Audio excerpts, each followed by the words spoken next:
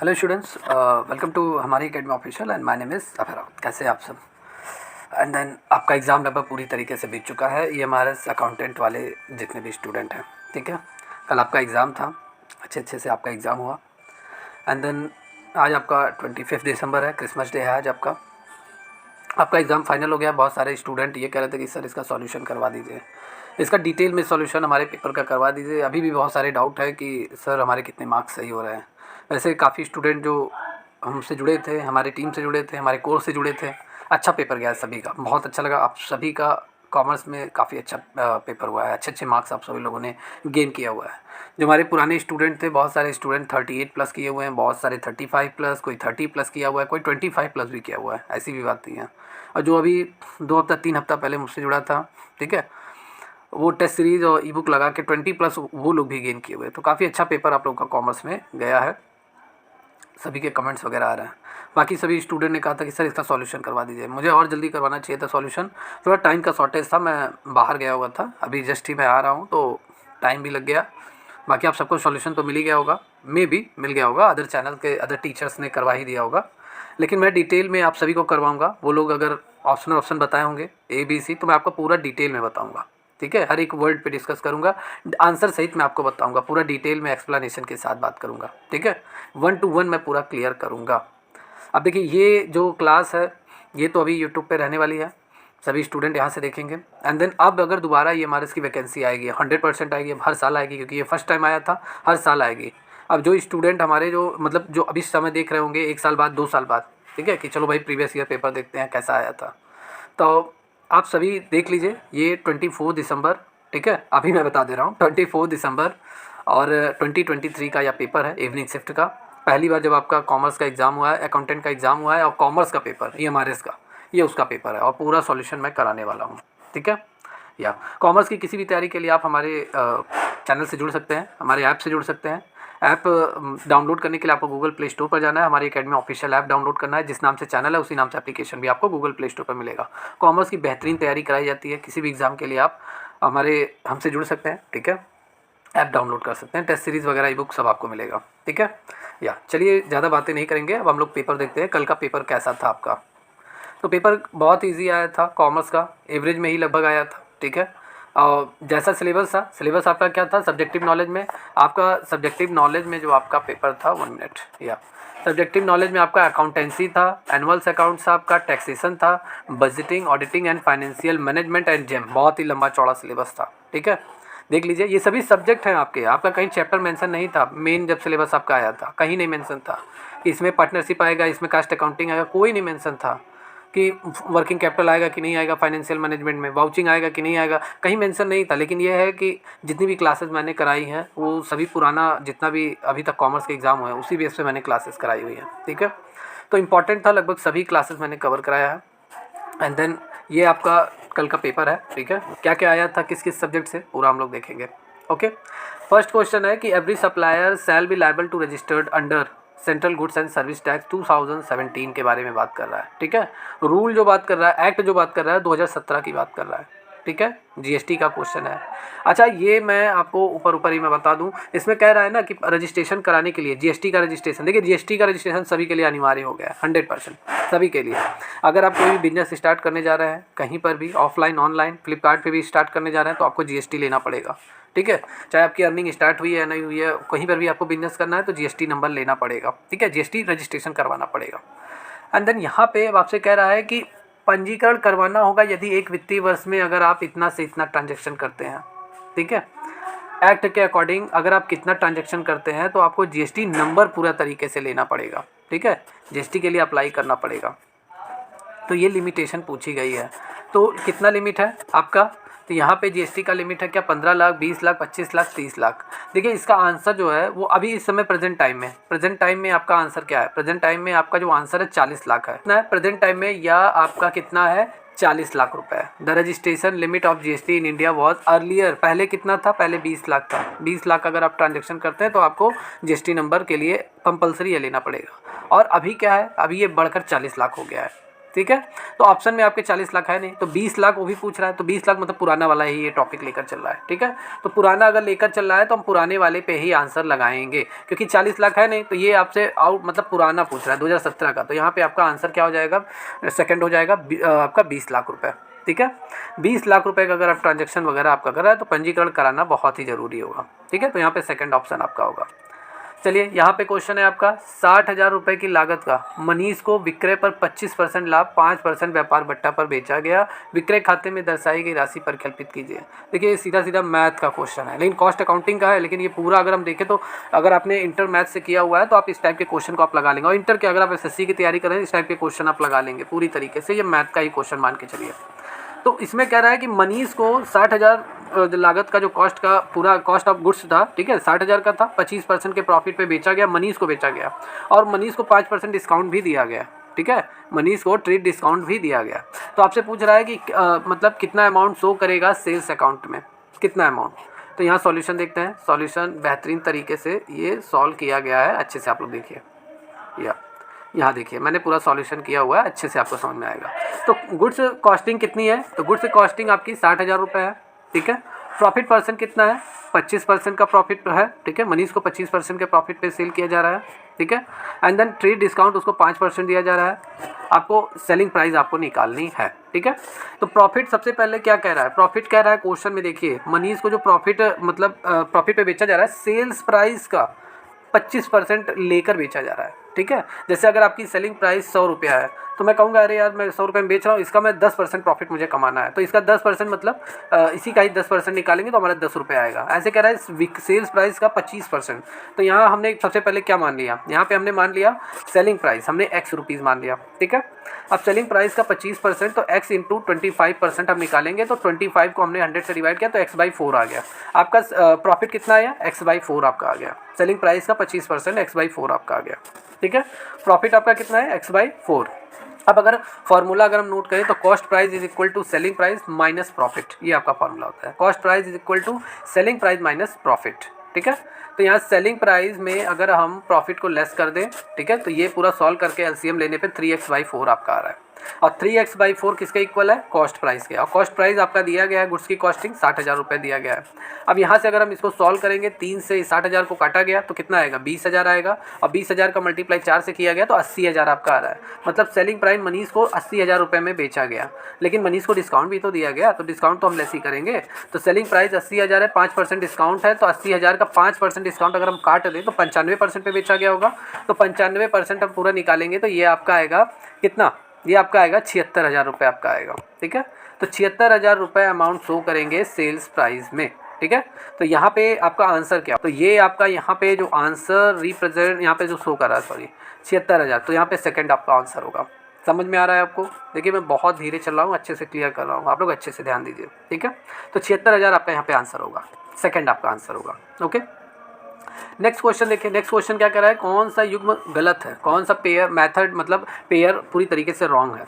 वित्तीय विवरण और अंतिम खाते मतलब फाइनेंशियल स्टेटमेंट, फाइनल अकाउंट, भाई ये तो सही है, क्योंकि फाइनल अकाउंट से फाइनेंशियल स्टेटमेंट और फाइनल अकाउंट दोनों एक दूसरे से रिलेटेड है, सही है ये, ठीक है।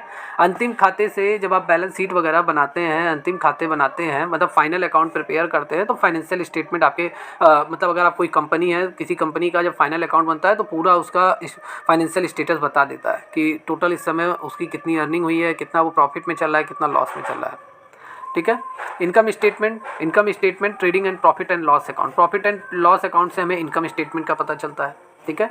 बैलेंस शीट से हमारी पोजीशन पता चलती है, भाई हम अपने घर का अगर बैलेंस शीट बनाते हैं कि हमारा इतना खर्चा हो रहा है, इतनी इनकम हो रही है, तो हमारी पोजीशन हमारे घर में पता चलेगी कि हम कितना कमा रहे हैं, कितना सेविंग कर रहे हैं, तीनों सही हैं। लेकिन यहाँ पे आपका ये रॉन्ग है, funds flow statement, cash flow statement, ये दोनों पूरी तरीके से मिसमैच है, ठीक है। क्यों, the fund flow statement is a financial statement, मतलब फंड फ्लो स्टेटमेंट एक वित्तीय विवरण है जो व्यावसायिक फंड मतलब that record inward and outward flow of A business funds और एसेट्स, बिजनेस में कितना इनफ्लो हो रहा है, कितना आउटफ्लो हो रहा है, किस चीज़ को लेकर, फंड्स को लेकर, एसेट्स को लेकर, फंड्स और एसेट्स दोनों को लेकर, ठीक है, कितना बिजनेस में आ रहा है जा रहा है, ये आपका फंड्स फ्लो स्टेटमेंट आपका होता है। और कैश फ्लो स्टेटमेंट में ओनली कैश का भी ऐसे होगा, कितना मतलब इनवर्ड हो रहा है, मतलब कितना कैश बिजनेस में आ रहा है, कितना आउटवर्ड, कितना कैश बिजनेस से बाहर जा रहा है। लेकिन कैश फ्लो स्टेटमेंट में सिर्फ कैश की बात होगी। और फंड्स फ्लो स्टेटमेंट में आपका फंड्स रहेगा और एसेट्स रहेगा। एसेट्स मतलब एसेट भी आपके कई तरह, एक फिक्स एसेट्स होता है, फिक्स एसेट्स जैसे लैंड, बिल्डिंग, मशीनरी, ठीक है, ये सब आपके होंगे। और करंट एसेट्स में आपका कैश आ जाएगा, तो कैश तो इसमें इंक्लूड है, लेकिन फंड्स में आपका फिक्स एसेट्स भी तो है, फिक्स एसेट्स से अलग हो जाएगा करंट एसेट से। तो यहाँ से दोनों मिसमैच है, ठीक है। तो तो यहाँ पर आपका 4 ऑप्शन क्या है, मिसमैच है, गलत मिलान किया गया है। तो यहाँ पे चौथा आंसर सही होगा, चौथा आंसर, ठीक है। या नेक्स्ट क्वेश्चन देखते हैं। नेक्स्ट क्वेश्चन क्या कह रहा है, ध्यान से देखिए। नेक्स्ट क्वेश्चन ये कह रहा है ना कि विच of the following is considered nominal account, कौन सा नॉमिनल अकाउंट है, नाम मात्र खाता है। तो कॉपीराइट, गुडविल एंड ट्रेडमार्क मैंने आपको क्लास में पढ़ा रखा है, ठीक है। नॉमिनल अकाउंट पहली बात आपका होता क्या है, पहले इसको समझिए। नॉमिनल अकाउंट 3 टाइप का आपका अकाउंट है। अकाउंट आपके 3 टाइप के होते हैं, personal account, real account, nominal account. Personal account, real account, nominal account. Personal account Ram Shyam Geeta Babita किसी का भी अकाउंट हो सकता है, ठीक है। रियल अकाउंट में आपके सिर्फ एसेट्स वाले आएंगे, fix assets, current assets, tangible, intangible assets, ये सब आपके आएंगे रियल अकाउंट में। और नॉमिनल अकाउंट में नाम मात्र खाते होते हैं, जितना आपका एक्सपेंसेस वगैरह होता है, जितना आपकी प्रॉफिट होती है, जितना आपका इनकम होता है, जितना आपका लॉस होता है, ये सभी आपके नॉमिनल अकाउंट में आते हैं। लेकिन कॉपीराइट, गुडविल, ट्रेडमार्क ये सब है क्या, ये सभी रियल अकाउंट है, ठीक है, आपकी संपत्ति है। ये सभी इनटेंजिबल एसेट्स है। टेंजिबल मतलब जो दिखाई देता है, छू सकते हैं जिसे हम, ठीक है। एसेट्स भी आपके 2 तरीके के होते हैं, टेंजिबल, इनटेंजिबल। मतलब एसेट्स है टेंजिबल और इनटेंजिबल। टेंजिबल जिसे देख सकते हैं, छू सकते हैं, जैसे लैंड, बिल्डिंग, मशीनरी। इनटेंजिबल जैसे आपके क्या हो गया, कॉपीराइट, गुडविल, ट्रेडमार्क, ये भी हमारे एसेट्स है, हमें पैसा देते रहते हैं, हमारी इनकम जनरेट करते रहते हैं। लेकिन रेंट क्या है, रेंट आपका एक्सपेंसेस भी है, आपकी इनकम भी है, तो ये नॉमिनल अकाउंट है। भाई अगर आप रेंट पे कर रहे हैं तो आपके लिए खर्चा है, नॉमिनल अकाउंट है। और अगर आप रेंट आपको मिल रहा है तो ये आपके लिए इनकम है, तब भी आपका नॉमिनल अकाउंट है, ठीक है। तो यहाँ डी आंसर मतलब 4 ऑप्शन आपका सही होगा, राइट। नेक्स्ट क्वेश्चन चले। या नेक्स्ट क्वेश्चन क्या है,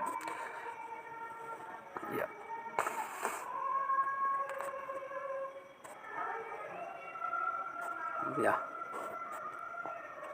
चलिए नेक्स्ट क्वेश्चन है कि the portion of the uncalled capital which can be called at the time of winding of the company is known. मतलब अयाचित पूंजी का वह भाग जिसे कंपनी के समापन की दशा में, जब कंपनी बंद होने जाती है, कंपनी का टर्नओवर पूरा हो गया, वो समापन मतलब किसी कारणवश बंद होने जाती है, ठीक है, समापन उसका हो रहा है, तो उस समय जो आपका अनकॉल्ड कैपिटल का जो भाग होगा, अयाचित पूंजी का जो भाग होगा, वो क्या होगा आपका, ठीक है। अनकॉल्ड कैपिटल ही होगा, नॉमिनल अकाउंट, रिजर्व कैपिटल या आपका अनसब्सक्राइब कैपिटल। तो सबसे पहले आप इन सभी के बारे में जानिए ये होता क्या है, ठीक है। वैसे तो आंसर इसका रिजर्व कैपिटल होगा। रिजर्व कैपिटल क्या होता है, जिसे हम अपने भविष्य के लिए बचा कर रखते हैं अपने बिजनेस में, कि किसी भी संकट या मुसीबत से बचा जा सके। जैसे कंपनी अचानक समापन हो रहा है, कंपनी का विंडिंग अप हो रहा है कंपनी का, ठीक है, कंपनी किसी कारण पर किसी दशा में उसका कामकाज बंद हो रहा है, तो उस समय हम अपने पैसे लगाकर उसको फिर से खड़ा कर सकते हैं। तो रिजर्व कैपिटल ही तो हम यूज़ करेंगे, बचा हुआ जो यूज़ करेंगे। जैसे होता नहीं है रिजर्व मतलब एक जगह संचित करके रखा जाए, बचा के रखा जाए। तो यहाँ पे आपका तो आंसर होगा वो सी होगा, ठीक है। लेकिन हम यहाँ पे पूरा डिटेल में देखेंगे। सबसे पहले अनकॉल्ड कैपिटल देख लेते हैं, ये है क्या, ठीक है। अनकॉल्ड कैपिटल देखिए, जो भी पढ़िए डिटेल में पढ़िए, ये चुई मुई वाला पढ़ाई मत कीजिए। जैसे काफ़ी लोगों को मैंने देखा कि only 1 to 1 option he share कर देते हैं, इससे स्टूडेंट को भी बहुत प्रॉब्लम होती है। आप जानिए तो पूरा जानिए। अनकॉल्ड कैपिटल क्या होता है, वह पूंजी जो कंपनी के पास शेयर के रूप में रहती है, कंपनी के पास शेयर के रूप में रहती है, जिसका शेयर धारकों द्वारा पूरा भुगतान नहीं किया गया है।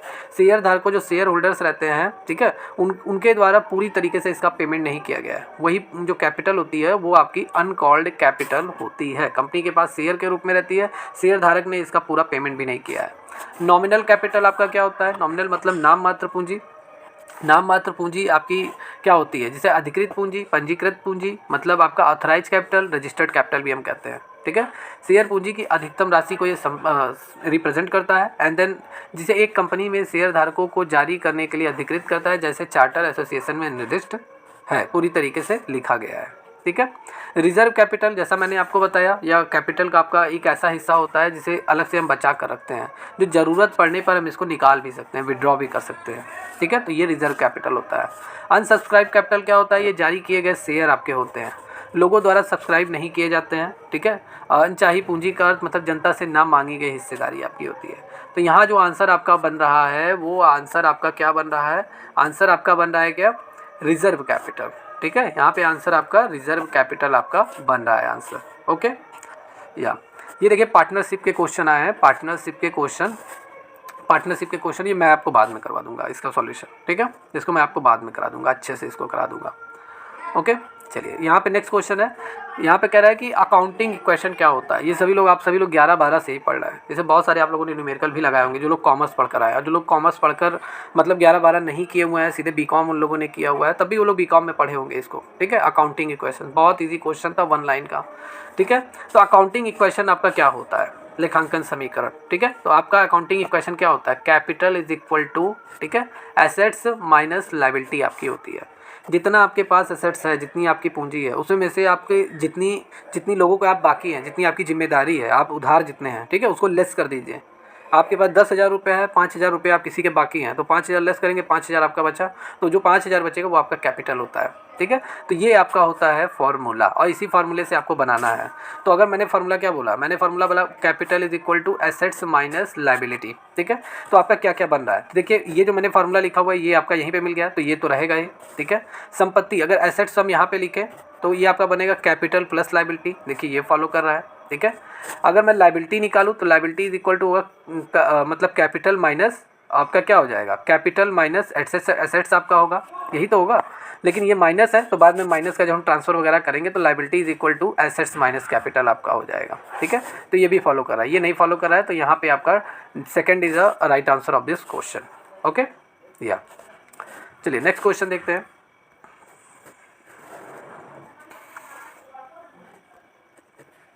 या देखिए यहाँ पे आपका जो क्वेश्चन है, कह रहा है कि general entry is not made which of the following, किसके लिए जनरल एंट्री नहीं की जाती है, छूट के लिए, कमीशन के लिए, व्यापार बट्टा के लिए, रोकड़ बट्टा के लिए, मतलब rebate, commission, trade discount, cash discount. तो रिबेट के लिए भी आपका जनरल एंट्री होता है, कमीशन अगर आप पा रहे हैं तो आपके लिए इनकम है, नॉमिनल अकाउंट है, तो इसकी आप डेबिट साइड में इसको करते हैं। अगर एक्सपेंसेस रहेगा तो आप इसको डेबिट साइड में नोट करेंगे, और अगर आपकी इनकम होगी तो क्रेडिट साइड में नोट करेंगे, इसकी एंट्री होती है। कैश का भी होता है, कैश डिस्काउंट अगर आप पा रहे हैं तो आपके लिए इनकम है, तो क्रेडिट साइड में इसे नोट करेंगे क्योंकि नॉमिनल अकाउंट है ये। अगर आप कैश डिस्काउंट किसी को दे रहे हैं सेलिंग करते समय तो आपके लिए एक्सपेंसेस है, तो इसे नॉमिनल अकाउंट के रूल के अकॉर्डिंग डेबिट करेंगे। रिबेट भी आपका इसी टाइप का होता है, लेकिन कमी ये आपका जो होगा ट्रेड डिस्काउंट, इसका कोई भी जनरल एंट्री नहीं होता है। तो यहाँ पे third is the right answer of this question. इसको ज़रा ध्यान से देखिए, मैंने इसका अच्छे से डिस्कशन मैं कर लेता हूँ, ये आपका सॉल्यूशन है, ठीक है। या इसे आमतौर पर खरीद या बिक्री पुस्तक में दर्ज किया जाता है, इसे हम परचेज बुक या सेल्स बुक में नॉर्मली इसे हम मतलब नोट करते हैं, ठीक है। वाउचर्स में जो सेल्स वाउचर हमारा होता है, परचेज वाउचर होता है, उसमें हम नोट करते हैं इसको, but it is not recorded in ledger, इसको हम लेजर में नहीं रिकॉर्ड करते हैं। There is a no separate journal entry to reflect it, इसकी कोई साधारण सीधा जनरल एंट्री इसका नहीं होता, इसको हम बुक्स में ही नोट करते हैं। तो यहाँ पे third is the right answer of this question. Okay, या चलिए यहाँ पे देखिए क्वेश्चन क्या है, कह रहा है कि साझेदारी संलेख के अभाव में, ठीक है, पार्टनरशिप डीड मैंने पढ़ाया हुआ है आप सभी को, एक चैप्टर मैंने पार्टनरशिप का पढ़ाया था, उसमें ये क्वेश्चन आया था, और पार्टनरशिप डीड मैंने पढ़ाया भी है। तो साझेदारी संलेख के अभाव में साझेदारों को निम्न पाने का अधिकार होता है, क्या पाने का अधिकार होता है, profit sharing in ratio capital, salary, commission and interest on loans in advance. तो ये रूल होता है। पार्टनरशिप डीड क्या होता है, पार्टनर्स के बीच में कभी कभार क्या होता है, बिना एग्रीमेंट किए हुए बिजनेस स्टार्ट कर देते हैं। जैसे ABC 3 व्यक्ति हैं, तीनों बिना एग्रीमेंट के ही बिजनेस स्टार्ट कर देते हैं। एग्रीमेंट ही आपका क्या होता है, पार्टनरशिप डीड, ठीक है। साझेदारी संलेख ये एक एग्रीमेंट होता है, इस पर एग्रीमेंट होता है कि कितना हम लोग प्रॉफिट लेंगे, हम लोग की अगर कैपिटल किसी की ज़्यादा है किसी की कम है तो प्रॉफिट हम लोग कैसे शेयर करेंगे, ये एक एग्रीमेंट होता है। लेकिन अगर यही एग्रीमेंट ना हो, पार्टनरशिप डीड ना हो, तो क्या रूल आपके बनते हैं पार्टनर्स के बीच में, ठीक है। ये मैंने पढ़ाया हुआ, बहुत ही अच्छा क्वेश्चन था, इसको ज़रा ध्यान से देखिए, इसके रूल आप इसको अच्छे से याद कर लीजिए। तो देखिए rules applicable in the absence of partnership deed.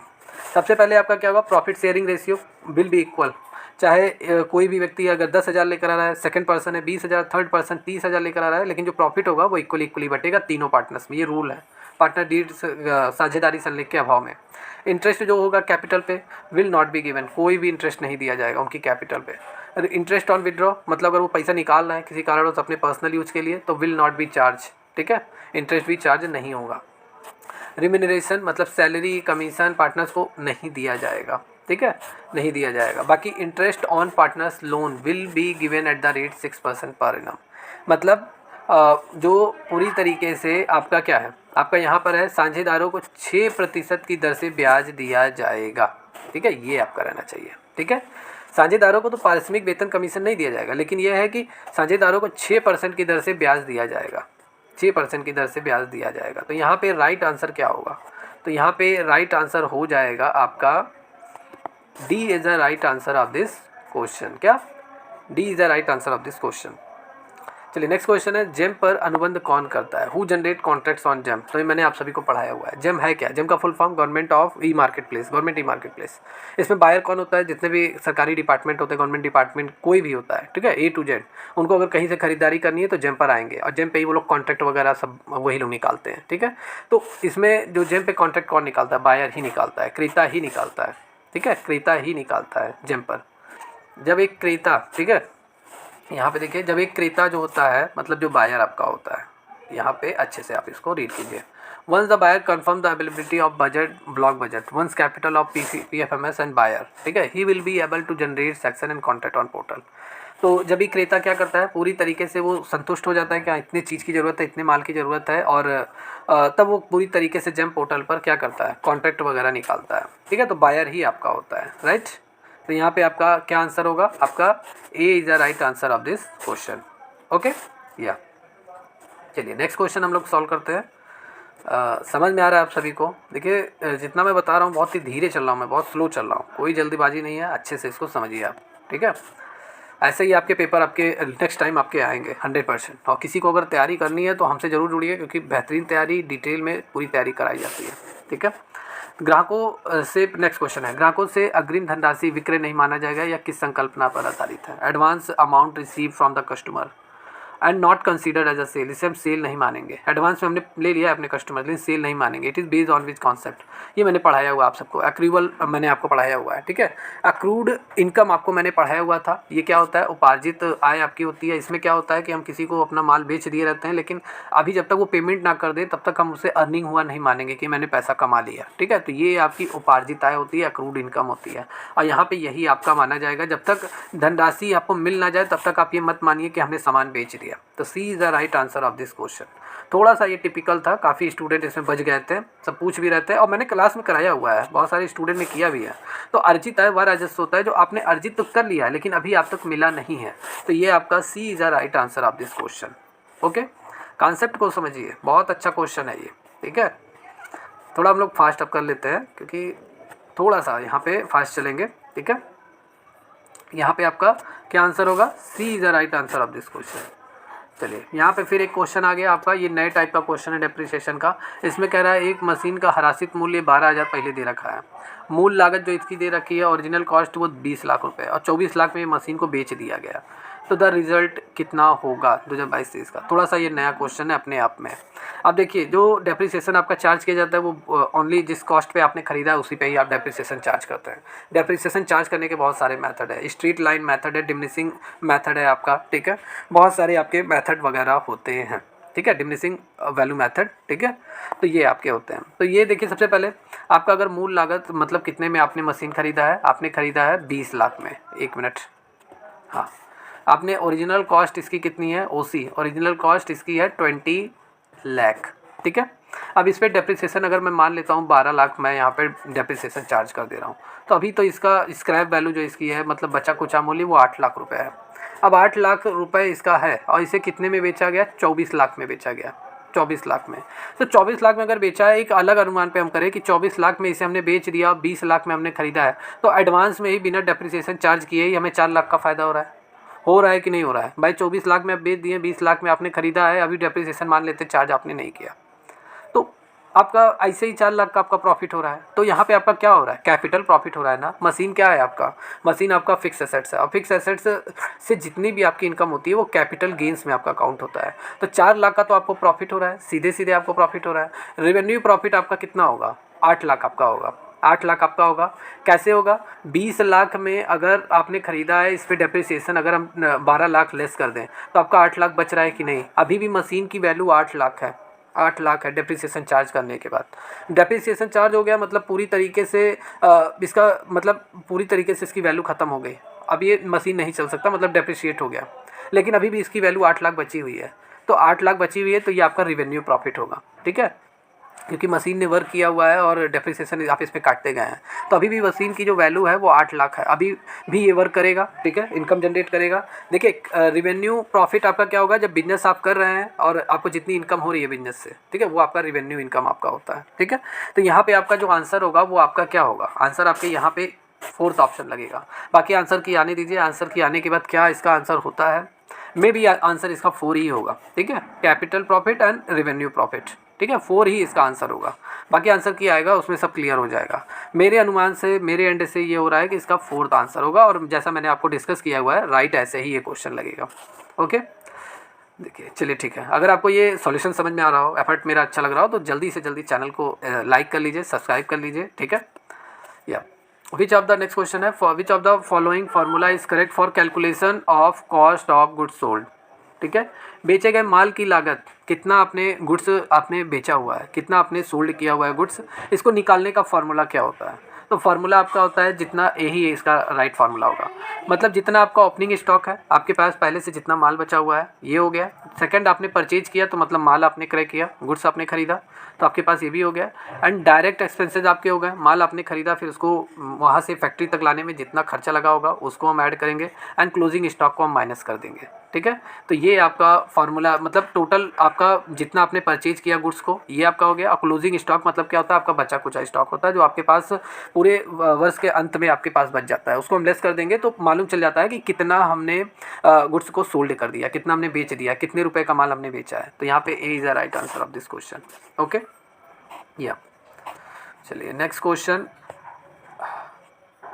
Next question है आपका, या यहाँ पे क्वेश्चन है, आयकर अधिनियम की 1961 की धारा 28 से 44 डी जिससे संबंधित है वह है सेक्शन 28 to 44 डी।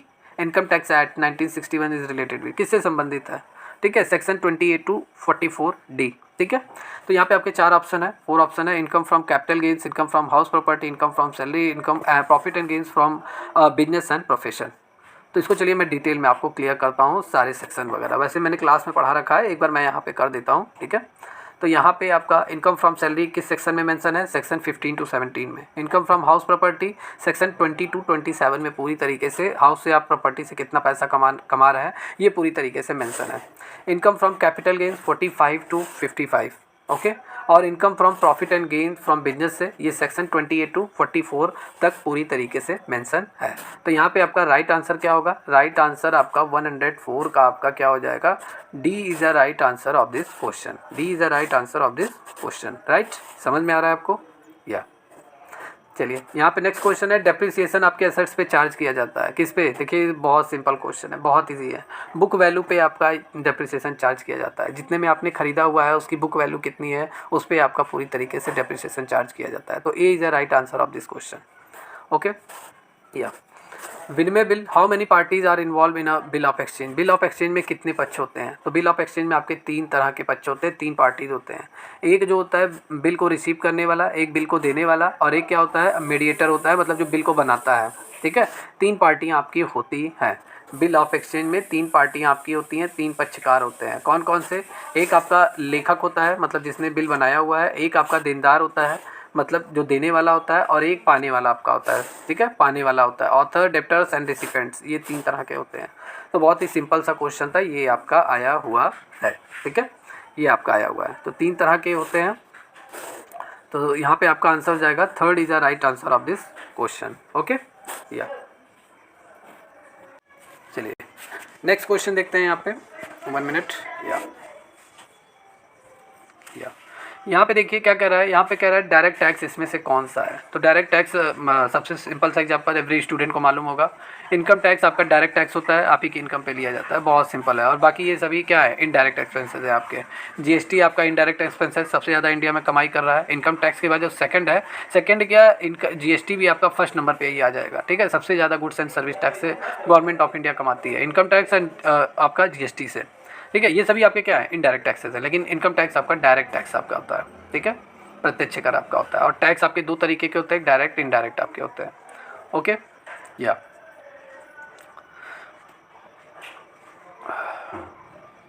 चलिए यहाँ पे नेक्स्ट क्वेश्चन है आपका, ये क्वेश्चन है क्या कह रहा है कि amount paid for stationery, stationery को हमने अमाउंट पे किया 2022-23 का 80,000 है। 7200 रुपये स्टेशनरी हेतु लेनदार है, क्रेडिटर्स है, ठीक है। 2400 रुपये क्या है, दौरान 2022-23 के दौरान स्टेशनरी ख़राब हो गई, मतलब जो माल हमने ख़रीदा था वो ख़राब हो गया इतना। और इस स्टॉक ऑफ स्टेशनरी मतलब लास्ट के अंत तक हमारे पास क्लोजिंग स्टॉक कितना है, वो 8,000 है, ठीक है। 8,000 रुपये का सामान हमारे पास है। तो आपसे क्या पूछा जा रहा है, आपसे पूछा जा रहा है कि बैलेंस शीट जब हम बना रहे हैं, ठीक है, इनकम एंड एक्सपेंडिचर अकाउंट जब हम बना रहे हैं पूरे साल भर के अंत में, तो कितनी धनराशि हम दर्शाएंगे स्टेशनरी में, ठीक है, कितनी धनराशि हम दर्शाएंगे। तो देखिए सबसे पहले जो भुगतान की गई राशि है वो कितनी है, 80,000 रुपये है। इतना पेमेंट किया गया स्टेशनरी के लिए, ठीक है। स्टेशनरी मतलब कलम, किताब, कॉपी, ये सब आपके होगा, ठीक है, इसको खरीदने में। तो ये हमने भुगतान की गई राशि होगी 80,000। स्टेशनरी के लेनदार मतलब लेनदार क्या होते हैं, जिनको हमें पैसा जो हमसे लेंगे, जिनके हम बाकी हैं, तो 7200 रुपये अभी हमारे लेनदार हैं, क्रेडिटर्स है। इन दोनों को ऐड किया गया, आपका 87,200 आपका आएगा, ठीक है, 87,200 आपका आएगा, राइट। फिर उसके बाद कुछ ख़राब हो गया स्टेशनरी, तो मतलब हमारा नुकसान हुआ। तो 87,200 में अगर हम क्या लेस कर दें, 2400 रुपया अगर हम लेस कर दें, ठीक है, 2400 लेस कर दें, 0 0 12 में से 4 गया 8 आ गया, 6 में से 2 गया 4 आ गया, एंड 84,800 आपका हो गया, ठीक है। और इतने का मतलब स्कंद 31 मार्च स्टेशनरी को स्कंद अभी इतना मतलब स्टॉक बचा हुआ है, तो ये भी आपका लेस हो जाएगा, ठीक है, ये भी आपका लेस हो जाएगा कितना, 8,000। तो आपका टोटल क्या आ रहा है, टोटल आपका आ रहा है यहाँ पे 1 मिनट वेट या, तो आपका टोटल आंसर कितना आया था यहाँ पे, आपका टोटल जो आंसर आया था वो आया था 84,800, सभी को लेस करने के बाद कितना, 84,800। और 84,800 में ये 8,000 हम लेस कर देंगे, तो आपका कितना आएगा, आपका आंसर आएगा 76,800 आपका आंसर आएगा, मतलब C is the right answer of this question, okay. या नेक्स्ट क्वेश्चन है आपका, बहुत अच्छा क्वेश्चन है ये। ओपनिंग स्टॉक 2 लाख का है, क्लोजिंग स्टॉक 2,20,000 का है। हमने परचेज किया पूरे साल भर में, तो 14 लाख का हमने माल परचेज किया, ठीक है। और जो गुड्स हम सेल कर रहे हैं वो टोटल 30% हम लेकर 30% प्रॉफिट जनरेट करके ये माल को सेल कर रहे हैं, ठीक है। तो कितना हमने रिवेन्यू जनरेट किया ये हमें निकालना है। बहुत अच्छा क्वेश्चन है, इसका सॉल्यूशन मैं ले आता हूँ, ये ज़्यादा बेटर रहता है, आपको अच्छे से समझ में आएगा। टोटल स्टॉक आपका सबसे पहले हम कैलकुलेट करेंगे, जो ओपनिंग स्टॉक है इतना हमारे पास पहले से था, परचेज इतना हमने किया, इन दोनों को ऐड करेंगे तो आपका टोटल स्टॉक आपको पता चल जाएगा कितना स्टॉक किसी कंपनी के पास है। तो 2 लाख पहले का था, 14 लाख परचेज किया गया, टोटल 16 लाख का स्टॉक हो गया, ठीक है। टोटल स्टॉक 16 लाख का माल हमारे पास हो गया, ठीक है। अब क्लोजिंग स्टॉक दे रखा है कितना, 2,20,000, तो मतलब और जितना बचा 16 लाख में 2,20,000 हमारे पास बचा हुआ है, तो बाकी तो हमने सेल कर दिया होगा इतने लाख का माल। तो हमने लेस किया 2,20,000, तो आ रहा है 13,80,000, मतलब 13,80,000 का माल हमने सेल कर दिया, ठीक है। अब ये हमारे 13,80,000 हमारा ही माल है, जिसकी कॉस्ट कितनी है, 13,80,000 है। इसका 30% हम प्रॉफिट ले रहे हैं, इसी का 30%, तो 13,80,000 का 30% अगर हम निकालेंगे तो आपका कितना आ रहा है, ये आपका आ रहा है 4,14,000। और ये 4,14,000 ये आपका क्या होगा, सॉरी यहाँ पे प्रॉफिट होना चाहिए, ठीक है, प्रॉफिट आपका होना चाहिए, ये प्रॉफिट होगा, ठीक है। तो 4,14,000 हम प्रॉफिट कमा रहे हैं, तो इनकम हमारी कितनी हुई, मतलब कितने में हमने सेल किया, तो रिवेन्यू फ्रॉम इनकम कितना होगा, 13,80,000 हमारा माल था और 4,14,000 प्रॉफिट, इन दोनों को ऐड किया गया तो 17,94,000 रुपये का माल हमने सेल किया है, ठीक है। तो रिवेन्यू हमारी कितनी हो रही है, 17,94,000, ठीक है।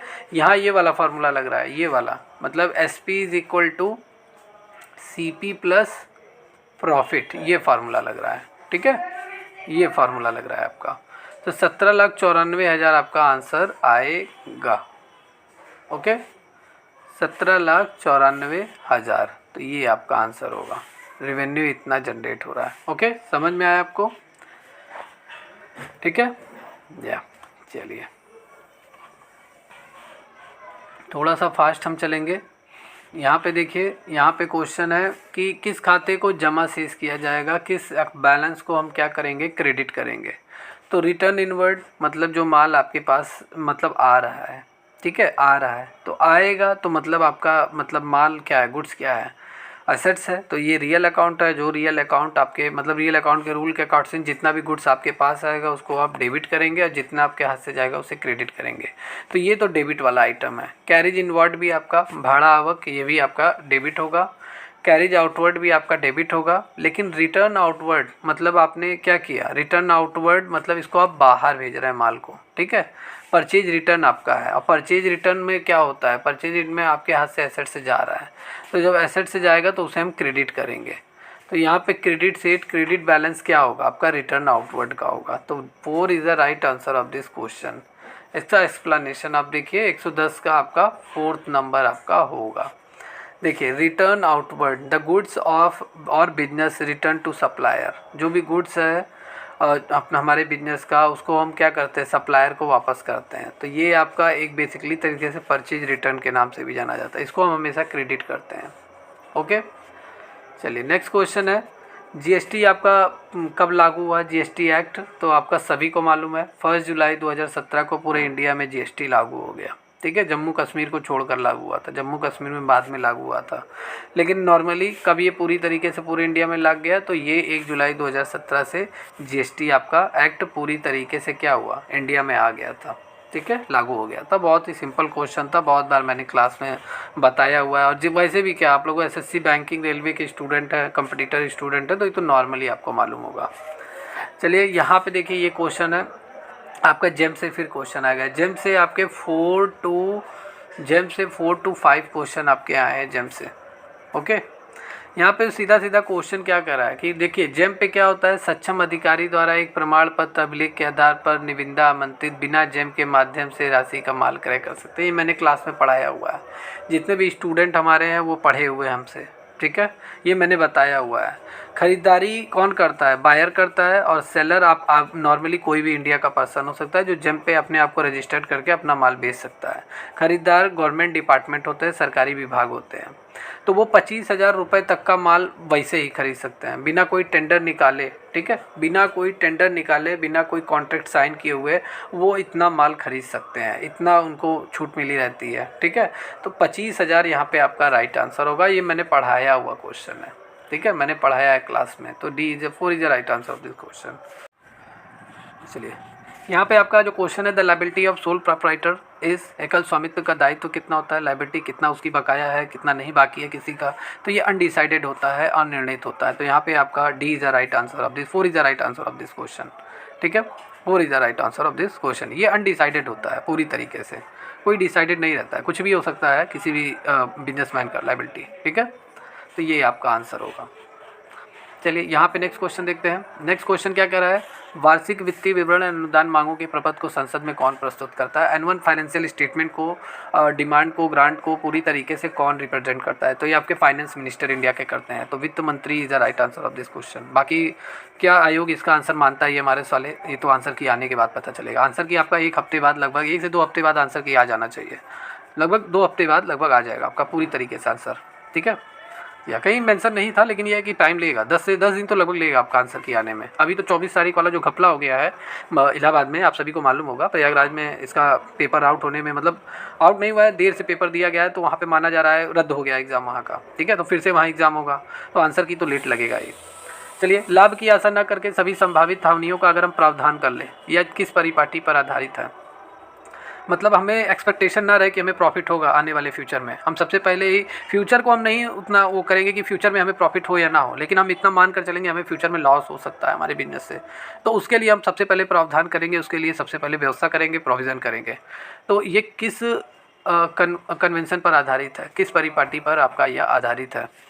तो ये आपका जो आधारित है, ये आपका 1 मिनट या, तो ये एक थियरी आपका है, ये रूढ़िवादिता मतलब कंजर्वेटिज्म पर पूरी तरीके से, ये परिपाटी जो भी है, ये कन्वेंशन पूरी तरीके से रूढ़िवादिता पर आधारित है, ठीक है। कंसिस्टेंसी पे आपका नहीं है, फुल डिस्क्लोजर पे नहीं है, मटेरियलिटी मतलब सारता पे नहीं है। आपका C is the right answer of this question.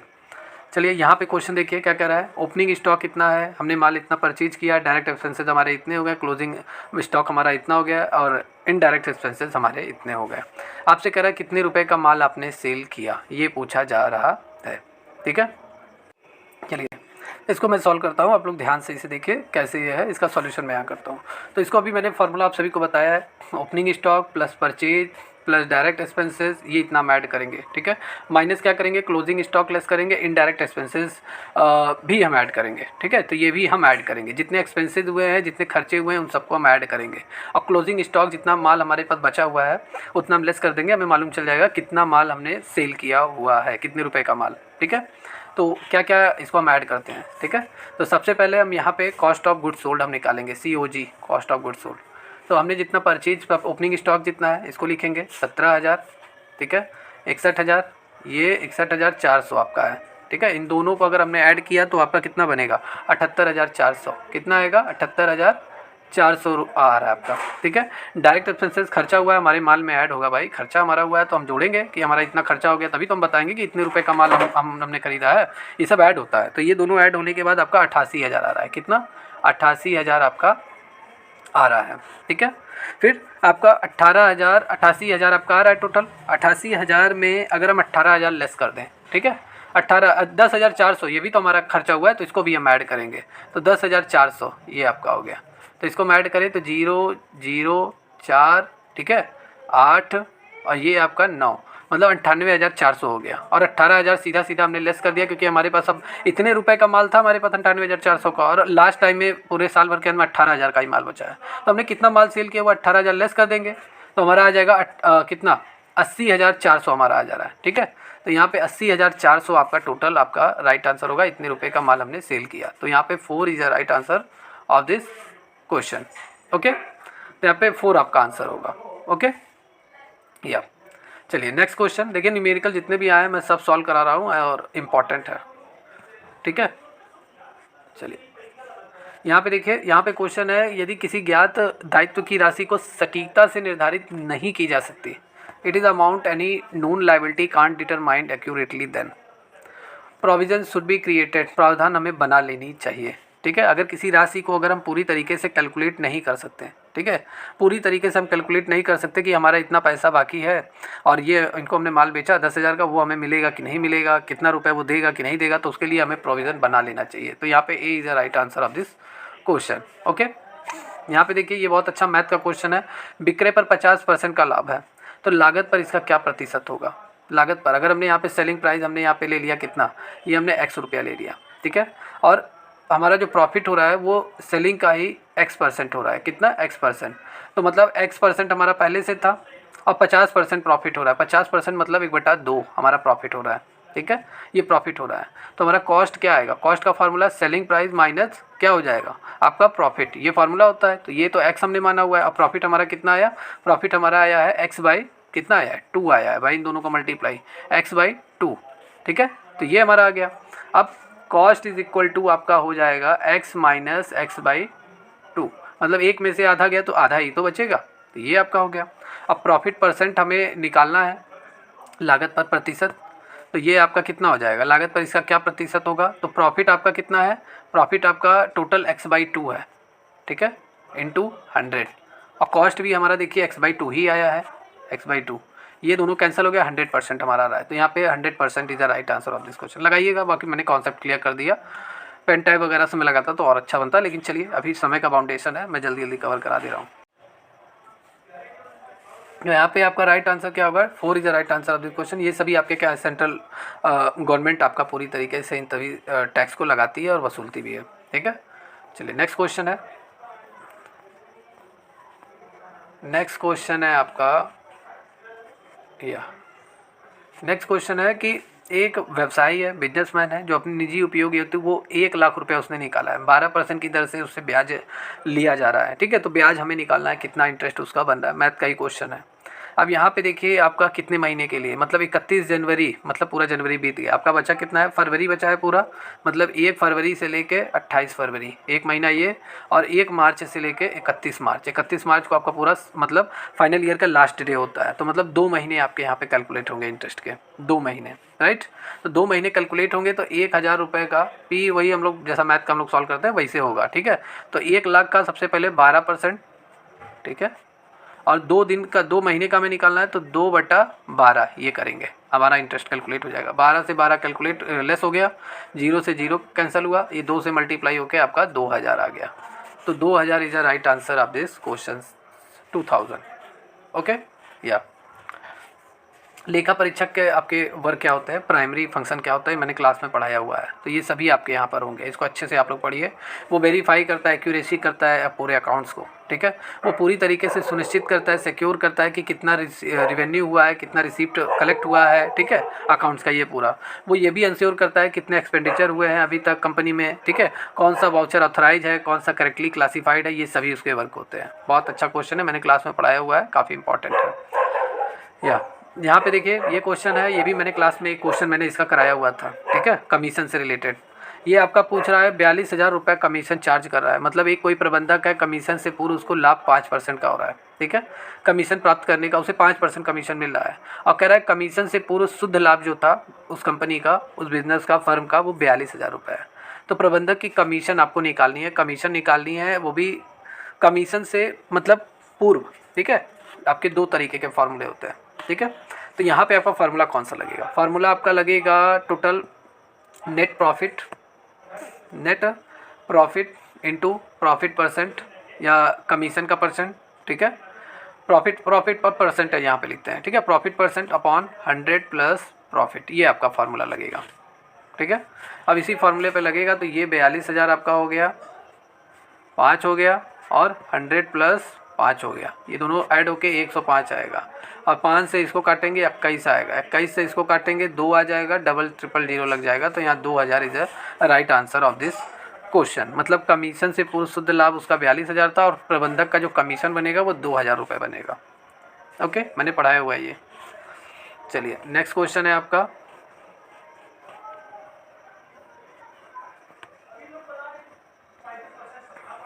या यहाँ पे देखिए फिर से आपका आ गया जेम से रिलेटेड क्वेश्चन, और बहुत से जेम से रिलेटेड क्वेश्चन आया। मैंने लगातार क्लासेस लिया था जेम का, 18 पन्ने का मेरा नोट्स था, सभी स्टूडेंट को मैंने जो एडमिशन लिए थे, जो नहीं लिए थे, सभी को मैंने दिया था, ठीक है। और उससे क्वेश्चन ये आपका आया हुआ क्वेश्चन है, ठीक है। सामान्य वित्तीय नियमावली 2017 के अनुसार जो वस्तु एवं सेवाएँ उपलब्ध नहीं हैं उन्हें व्यवस्था से प्रमाणन का अधिकार किसे दिया गया है। तो यहाँ पे आपका आंसर, मुझे 2 तरीके का डाउट इसमें लग रहा है। एक तो सबसे पहले जो जेम आपका है वो पूरी तरीके से किसके अंतर्गत रजिस्टर्ड है, वाणिज्य मंत्रालय, मतलब कॉमर्शियल मिनिस्ट्री के अधीन वो पूरी तरीके से रजिस्टर्ड है, तो ये आपका हो सकता है, ठीक है। संबंधित मंत्रालय या विभाग इसके अंतर्गत भी हो सकता है। तो यहाँ पे ए और बी डी में दोनों डाउट लग रहा है। आयोग में से मेरा मानना है तो ये आपका डी होना चाहिए, लेकिन अगर हो सकेगा आयोग जैसा आंसर लाएगा वैसा एक्सेप्ट होगा, ठीक है। तो यहाँ ए और बी दोनों मानकर चलिए आप, अभी इसको रहने दीजिए, आंसर किया आएगा क्लियर होगा। यदि कोई लेखांकन सूचना त्रुटि मुक्त है, कोई भी गलती नहीं है, तो गुणात्मक विशेषता प्रतिबंधित होती है, तो ये रियलेबिलिटी पे आपका होता है। C is the right answer of this question. अगर किसी भी आंकड़ा अगर आपका सही है, बैलेंस शीट सही है, एरर फ्री है, तो रियलेबिलिटी उस पर विश्वास किया जा सकता है, ठीक है। उस पर हम क्या कर सकते हैं, विश्वास कर सकते हैं। तो यहाँ पे आपका D, C is the right answer of this question. Yes, okay. या यहाँ पे देखिए ये आउट ऑफ सिलेबस आया था कंपनी अधिनियम, वैसे भी टेस्ट सीरीज में मैंने कुछ कंपनी अधिनियम के मैंने एक्ट के क्वेश्चन ऐड करवा दिए थे, आउट ऑफ सिलेबस ही आ गया था, तो इसको अभी रहने देते हैं, इसको बाद में हम लोग डिस्कस करेंगे। ओके, या कभी टाइम मिलेगा मैं इस पर डिस्कस कर लूँगा कंपनी अधिनियम से रिलेटेड। चलिए आगे देखते हैं 128 नंबर का, इसमें क्या कह रहा है, बिल वाला रिलेटेड क्वेश्चन है। अजय ने विनय पर, ठीक है, कितने 60,000 रुपये का बिल लिखा, कितना 60,000 रुपये, भाई मुझे इतने का बिल चाहिए आपसे, और विनय ने इसे स्वीकार भी कर लिया। 2% का बट्टा देकर 70,000 निपटान हेतु अजय ने इसको थर्ड पार्टी मतलब इस बिल को, ठीक है, किसको बेच दिया, ये बिट्टू को बेच दिया, मिंटू को, ठीक है। और कितने % बट्टा देकर, 2% का डिस्काउंट देकर। फिर शेष राशि रोकड़ के रूप में भुगतान किया बिट्टू ने, किसे, विनय को। भाई अजय ने विनय को दिया था बिल, लेकिन विनय ने क्या किया, इसे बिट्टू को 70,000 रुपये में, 70,000 में इसे बिट्टू को दे दिया, बेच दिया, ठीक है। और 2% का साथ में डिस्काउंट भी दिया, और सारा पैसा इसने विनय को दे दिया कैश के रूप में, ठीक है। दे तिथि पर ये जो बिल क्या हो गया, डिसऑनर हो गया, बिल को एक्सेप्ट नहीं किया गया। तो चिंटू की पुस्तकों में, ठीक है, नामित की जाने वाली परिकल्पित राशि कितनी हो गई, ठीक है। तो ये आपसे पूछा जा रहा है, ठीक है। तो 60,000 तो सबसे पहले आपका पूरी तरीके से ये बिल जब जनरेट हुआ था ये था। 70,000 का अगर हम 2% निकालेंगे डिस्काउंट के बाद तो कितना आ रहा है, 98% हम निकाल लेते हैं 2% लेस करके। तो यहाँ पे आपका आंसर क्या होगा, मतलब ये 00 कैंसिल हो गया, 00 7 8 56 5 7 9 63 63 और 5 68 ये आ रहा है आपका। ठीक है, तो नामित की जाने वाली 60,000 तो कंपलसरी है, इतने में ही तो ये पूरा बिल जनरेट किया गया था और ये बिल लिखा गया था विनय को। तो 60 ही, जब देखिए ये रूल होता है जब बिल डिसऑनर हो जाता है जितना पहले उसका एक्चुअल अमाउंट था वही रहेगा, तो यहाँ पे 60,000 ही आपका रहेगा। ठीक है, डिस्काउंट के बाद जो बिल की राशि निकल रही है वो ज़्यादा हो रही है, तो यहाँ पे 60,000 ही आपका रहेगा। नेक्स्ट क्वेश्चन है कि फर्म के तलपट में मतलब डेप्रिसिएशन पूरी तरीके से कहाँ लिखा जाता है? ट्रायल बैलेंस में, आपका तलपट में। ठीक है, फर्म के ट्रायल बैलेंस में। और वार्षिक खाता बनाते समय इसे कहाँ दर्शाया जाता है? तो इसे प्रॉफिट एंड लॉस अकाउंट में दर्शाया जाता है। डेप्रिसिएशन आपका एक्सपेंसेस है, खर्चा है। ठीक है, और खर्चे को हमेशा हम प्रॉफिट एंड लॉस अकाउंट के डेबिट साइड में नोट करते हैं, तो ये प्रॉफिट एंड लॉस अकाउंट में शो किया जाएगा। ओके, निम्न में से कौन सा लेन देन चालू अनुपात को प्रभावित करेगा? चालू अनुपात को। ठीक है, तो यहाँ पे चालू अनुपात पहले होता क्या है इसको पहले देखिए आप। चालू अनुपात, ठीक है, current ratio is a liquidity ratio. ये एक लिक्विडिटी रेशियो होता है जो मेजर करता है कंपनी की लायबिलिटी को। ठीक है, कंपनी की अल्पकालीन देनदारियों को जो 1 वर्ष के भीतर कंपनी देनदारियों का भुगतान करने की क्षमता को मापता है। कितना कंपनी 1 साल के अंत में कंपनी किसको किसको पेमेंट करेगी, ये करंट रेशियो से पूरी तरीके से मालूम चलता है। कंपनी की लायबिलिटी को फाइंड करता है करंट रेशियो। ठीक है, and it tells investors and analysis how a company can maximise current assets. इसके थ्रू हम ये भी जान सकते हैं, एनालाइज कर सकते हैं कंपनी कितना एसेट्स मतलब इंक्रीज कर सकती है करंट एसेट्स में। ठीक है, on its balance sheet to meet current डेप्ट एंड अदर पेमेंट। ठीक है, इन सब के साथ साथ बैलेंस शीट पर जितना परिसंपत्तियाँ अधिकतम कर सकती है, कितने मौजूदा ऋण है या जितना भुगतान पे करना है कंपनी का, ये भी मालूम चल सकता है। तो सीधा सीधा लायबिलिटी से रिलेटेड है करंट रेशियो। ओके, तो मशीनरी क्रय करने के ऋण पत्रों का निर्गसन और रोकड़ बिक्री, माल की बिक्री, उधार माल का क्रय, ऋण पत्रों समतांशों में परिवर्तन। ठीक है, तो यहाँ पे आपका आंसर क्या लग रहा है? जैसे मशीनरी को क्रय करने के प्रतिफल में ऋण पत्रों का निर्गमन। मशीनरी क्रय करना है, खरीदना है, हमारे जितने भी डिबेंचर्स हैं उनको हम सील करेंगे। ठीक है, निर्गसन करेंगे, तो ये आपका कुछ हद तक पॉसिबल नहीं है। ऋण पत्रों को समतांशों में परिवर्तन, शेयर में हम परिवर्तन करेंगे, इसका भी कोई रिलेशन नहीं है। रोकड़ बिक्री अगर हम करेंगे, माल की बिक्री कैश में माल देंगे, तो ये तो होगा ही नहीं, सबसे पहली बात। उधार माल अगर आप खरीद रहे हैं तो आपकी ये लायबिलिटी बढ़ रही है। अगर आपके पास माल आ रहा है, गुड्स आ रहा है, आपका एसेट्स बढ़ रहा है, चलिए मान लेते हैं एसेट्स बढ़ रहा है, लेकिन आप माल खरीद रहे हैं किसी से तो लायबिलिटी आपकी बढ़ रही है ना, नियर फ्यूचर में आपको पैसा पेमेंट करना पड़ेगा। तो यहाँ लायबिलिटी बढ़ रही है, तो करंट रेशियो इस पर पूरी तरीके से टच कर रहा है, करंट रेशियो इसे प्रभावित करेगा। तो C is the right answer of this question. देखिए, जितने भी स्टूडेंट इस क्लास को देख रहे हैं, पूरा डिटेल में मैंने एक्सप्लेन किया हुआ है सभी क्वेश्चन को। आई होप आपको सॉल्यूशन सब समझ में आया होगा। ठीक है, ये हमारे अकाउंटेंट 2023 का 24 दिसंबर का यह पेपर है पूरी तरीके से। ठीक है, ऐसे ही क्वेश्चन आपके एग्ज़ाम में आते हैं।